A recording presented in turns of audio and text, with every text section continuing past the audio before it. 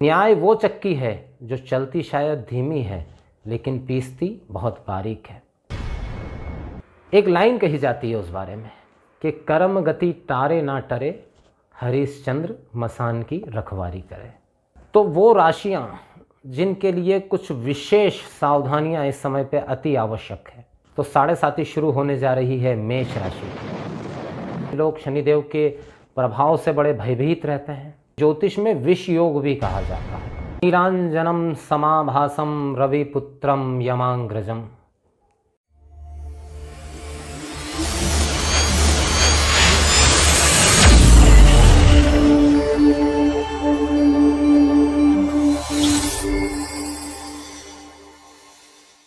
नीलांजनम समाभासम रविपुत्रम यमांग्रजम। जय मां शारदा। अकाया वैदिक एस्ट्रो में एक बार फिर से आपका स्वागत है। मैं हूं पंडित श्याम भारद्वाज। कर्म के देवता शनिदेव को प्रणाम करते हुए आज मैं अपनी बात की शुरुआत करता हूं, क्योंकि आज मैं बताने वाला हूं आपको कि 29 मार्च 2025 को कर्म, दंड और कलयुग के सबसे बड़े देवता शनिदेव अपना राशि परिवर्तन करने जा रहे हैं। शनिदेव ग्रहों में सबसे धीमी चाल में चलते हैं और सही और सटीक, सत्य असत्य, गलतफहमी और सत्य, इनके बीच के फर्क को बिल्कुल किसी हंस की भांति परिवर्तित कर देते हैं। जैसे हंस दूध और जल को अलग अलग कर देता है, वैसे ही आपके पाप और पुण्य का आईना आपको सामने बैठकर दिखा देते हैं। क्या होता है कर्म प्रभाव, एक छोटी सी बात के साथ में मैं आपको समझाना चाहूंगा। एक बात आप सबने सुनी होगी कि रावण किसके पुत्र थे?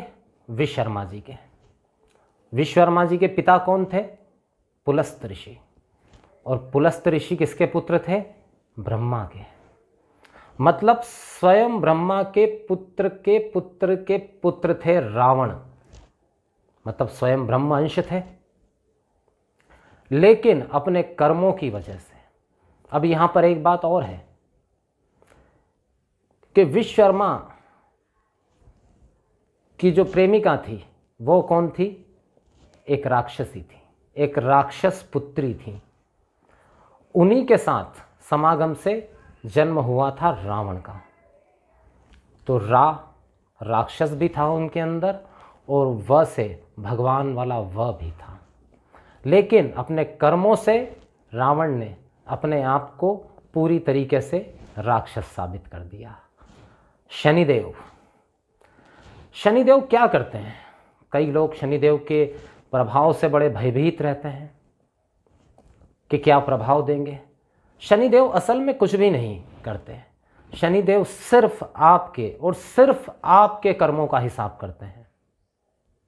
वो कर्म जो आपने अपने चेतन अवचेतन अवस्था में किए हैं, जो आपको शायद याद हो या शायद कुछ ना भी याद हो। लेकिन जैसे एक बात कही जाती है ना अभी साइंस में, कि आप आपके परदादा या उनके पिता को शायद ना जानते हो, लेकिन आपका शरीर जानता है, आपका डीएनए जानता है। तो आप ऐसा कह सकते हैं कि मैंने तो ऐसा कोई कार्य किया नहीं, लेकिन आपने चेतन अवस्था में अवचेतन अवस्था में याद है नहीं है, जो भी कर्म आपने किया है उसका हिसाब करने के लिए हर 30 वर्षों में 7.5 हर राशि पर जीवन काल में 2 से 3 बार अवश्य ही आती है। इस बार 7.5 किसकी शुरू होने जा रही है? तो 7.5 शुरू होने जा रही है मेष राशि की। कुंभ राशि पर अंतिम ढैया है और मीन राशि पर मध्य ढैया रहेगा। इसके अलावा जिन जिन राशियों के ऊपर ढैया शुरू होने जा रहा है, सामान्य ढैया जो सिर्फ 2.5 वर्ष का रहता है, वो राशि है धनु। धनु राशि पर ढैया शुरू होने जा रहा है। सिंह राशि पर भी ढैया शुरू होने जा रहा है। तो वो राशियां जिनके लिए कुछ विशेष सावधानियां इस समय पे अति आवश्यक है। देखिए शनिदेव 2.5 वर्ष एक राशि में रहते हैं, तो आप मान के चलिए 29 मार्च 2025 को अपनी स्वयं की मूल त्रिकोण राशि कुंभ को छोड़कर अपने संवत मित्र देवगुरु बृहस्पति की राशि मीन में प्रवेश कर जाएंगे। अब मीन राशि में यहाँ पर शनिदेव 2.5 वर्ष रहने वाले हैं। शनि शनि चलते हैं, जैसे कि उनका नाम है, धीमी गति से चलते हैं, और इसीलिए आपने देखा होगा न्यायिक प्रक्रिया की गति हर देश काल परिस्थिति में थोड़ी सी धीमी ही रहती है। लेकिन कहा जाता है ना कि न्याय वो चक्की है जो चलती शायद धीमी है लेकिन पीसती बहुत बारीक है। हमारे मालवा क्षेत्र में एक कहावत बड़ी मशहूर है राजा हरिश्चंद्र के बारे में। वो तो सत्यवादी थे, लेकिन शनिदेव के प्रभाव ने क्या हाल किया था। एक लाइन कही जाती है उस बारे में कि कर्म गति टारे ना टरे, हरिश्चंद्र मसान की रखवारी करे। तो मैं आज आपको बताने वाला हूं किन राशियों के लिए 7.5 कैसी रहने वाली है। मेरा ये जो राशिफल है ये चंद्र राशि आधारित है, और यहाँ एक बात आपको बता दूं कि 7.5 हमेशा चंद्र राशि आधारित ही होती है, उसका नियम है। अगर कोई कहे कि लग्न से 7.5 आ रही है तो उसका कोई औचित्य नहीं है। चंद्र राशि आधारित ही 7.5 होती है, इसलिए इसे नामाक्षर सूर्य राशि या लग्न आधारित बिल्कुल भी ना समझा जाए। और साथ ही साथ एक बात और बताना चाहूँगा कि जन्म समय में शनिदेव आपकी कुंडली में किस अवस्था में है, इस पर यह बहुत कुछ निर्भर करेगा। क्योंकि कुछ लोगों को बहुत अच्छे परिणाम मिल सकते हैं, तो कितने अच्छे मिलेंगे ये इस बात पे निर्भर करेगा कि जन्म समय में शनिदेव आपकी कुंडली में किस अवस्था में है, आपको दशा महादशा अंतरदशा कौन से ग्रह की चल रही है। और साथ ही साथ एक बात का यहाँ पर विशेष ध्यान रखिएगा, जिन जातकों की भी कुंडली में शनि और चंद्रमा अगर या तो दृष्टि संबंध में है, साथ में बैठे हैं, या कहीं से भी कोई कनेक्शन शनि चंद्रमा के बीच में कुंडली में बन रहा है, जिसको कि ज्योतिष में विष योग भी कहा जाता है, अगर ऐसी कोई स्थिति आपकी कुंडली में बनी हुई है और आपको 7.5 या ढैया का समय है, तो उसका विश्लेषण मैं ज़रूर आपको यहाँ पे दूंगा। उन्हें विशेष सावधानी की ज़रूरत यहाँ पर रहती है।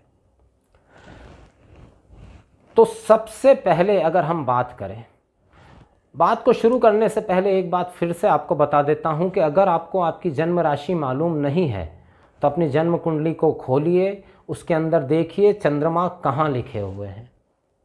चंद्रमा जिस अंक के साथ लिखे हुए हैं वही आपकी जन्म राशि है। अगर आप अपनी जन्म राशि के बारे में नहीं जानते हैं तो आप कमेंट बॉक्स में मुझे अपनी डेट ऑफ बर्थ और टाइम लिख करके भेज सकते हैं, आपकी राशि की जानकारी आपको दे दी जाएगी।